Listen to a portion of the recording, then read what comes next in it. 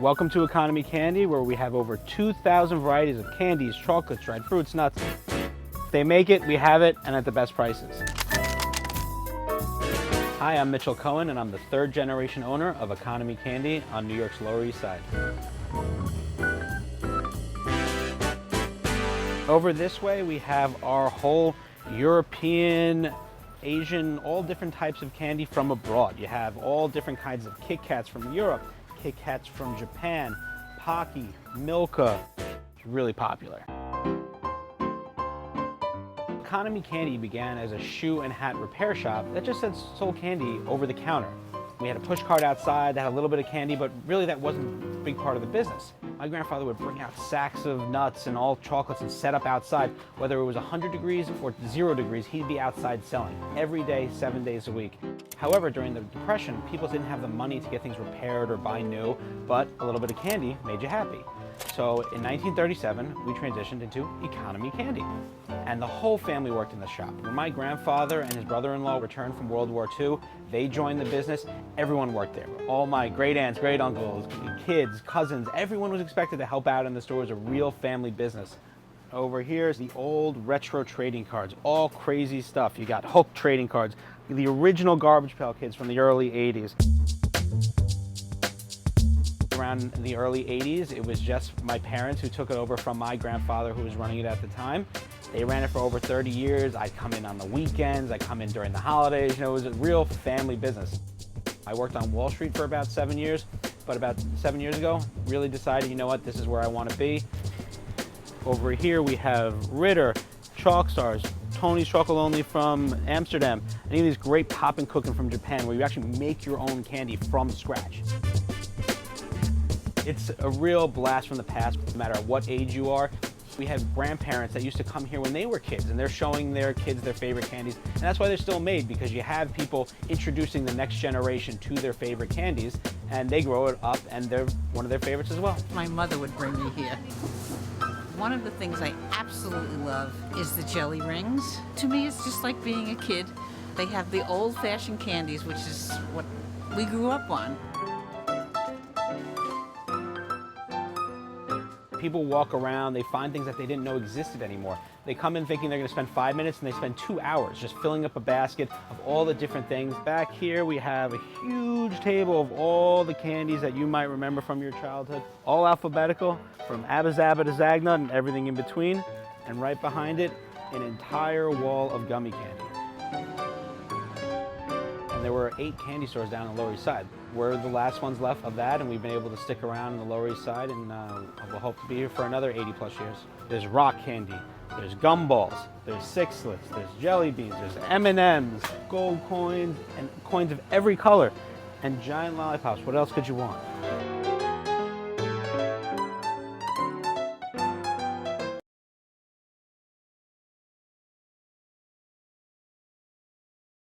It's being called the worst recipe ever, but it's still burning up the internet with people running out to buy the 33 ingredients. And we sent our Stephen Fabian out to give it a taste test. It's a recipe many cooks are comparing to a car wreck. This quesadilla has 33 ingredients, and the recipe is taking social media by storm. I decided to check it out for myself. Red onion, some chives. First up, shopping for the ingredients. Here's our mozzarella right here. Cheddar, cheddar, cheddar. Boom. Chili powder, garlic powder, paprika. Give me some cumin. Mustard seed. This is a lot of spices for a quesadilla. Buying all those items is not cheap. $155.65 for this quesadilla. Next stop, City Cooking West End in New York City. All right, now it's time to make this thing. Ton of ingredients here, Stephanie. I know, it's ridiculous. We're gonna do mustard powder, chili powder, cumin, onion powder here as well, and garlic powder. I'm gonna do about 2 tablespoons here. Just gonna get this all together. Chef Stephanie Sarakaya is going to make it following the recipe to the letter. All right, so here's our baked chicken with our homemade sauce, except we shredded it up, right? So I'm gonna dump it in this bowl. Perfect. What else can I put in here Okay, now? so we need some barbecue sauce. All right. Love me some barbecue sauce. Do you like Probably my favorite. spicy or sweet? I like a little bit of both. Okay, give me a good amount of those red onions. Get some scallions in there. And then I think we got to do bacon, right? Yep, whole thing of bacon. Boop. Oh boy. Ooh. This is starting to look good now. So we have these tortillas. We cut them to fit our springform pan. How many tortillas? 2? We have 3 here. So cheddar, tell me more than that, probably, right? Yeah, a little bit more. There's our mozzarella. Perfect. Now we're gonna go on with our chicken. So we're gonna do 1 layer.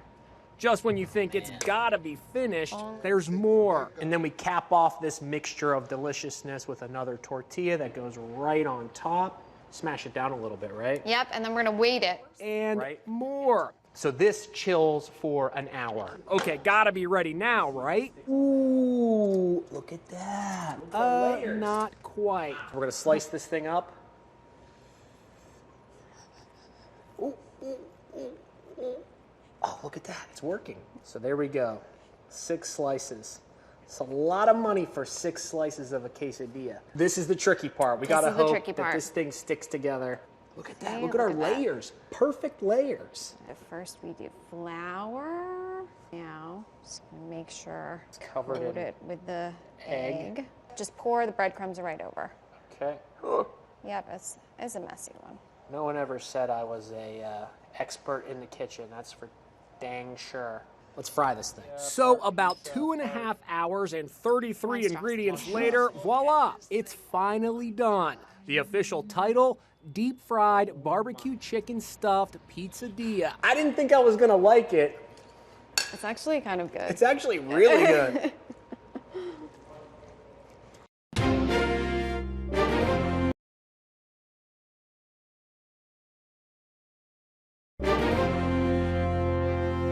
I have never been so stressed out in my entire life. This guy is losing it, and you won't believe why. I have never made so many Frappuccinos in my entire life. Braden Burson is a Starbucks barista in Colorado, and he's had a rough day making dozens of the new and wildly popular Unicorn Frappuccino drink. It may look like a dreamy concoction, but apparently it's a nightmare to make. I have unicorn crap all in my hair and on my nose, and people were coming in left and right, drive through and in the front. So, for the love of God and everything that is good, don't get the unicorn Frappuccino. Braden is not alone. Starbucks employees across the nation have had it with the swirly pink and blue drink. They are selling like crazy.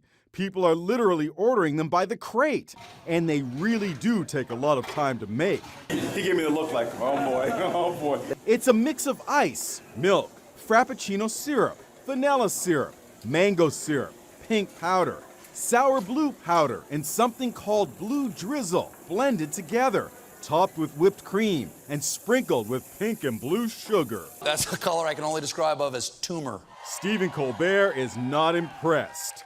Oh, I wish I was dead. But GMA's Michael Strahan kind of liked it. I tell you, it tastes like a sweet tart, and I gotta admit, I love sweet tarts.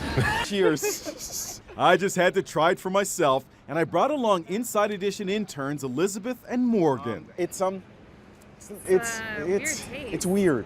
That's the best. It almost tastes like medicine to me a little bit. Yeah, it's like Pepto-Bismol. But plenty of people are loving it. One woman even dyed her hair to match her unicorn Frappuccino. Sadly for her, the promotion ends Sunday, and then, just like the mythical creature it was named after, the unicorn Frappuccino will be nothing more than a legend that once was. Good news for Braden and his fellow overworked baristas. So, for the love of God and everything that is good, don't get the unicorn Frappuccino.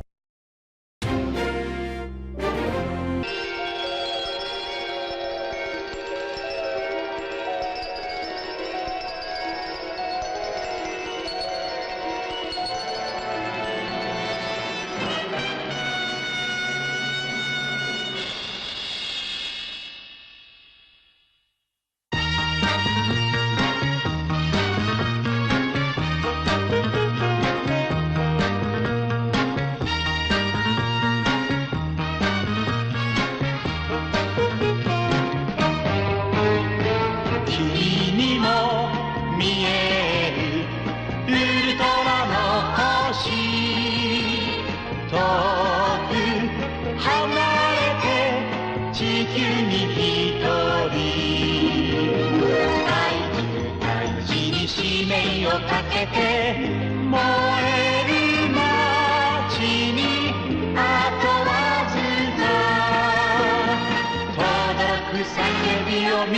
して帰ってきたぞ帰ってきた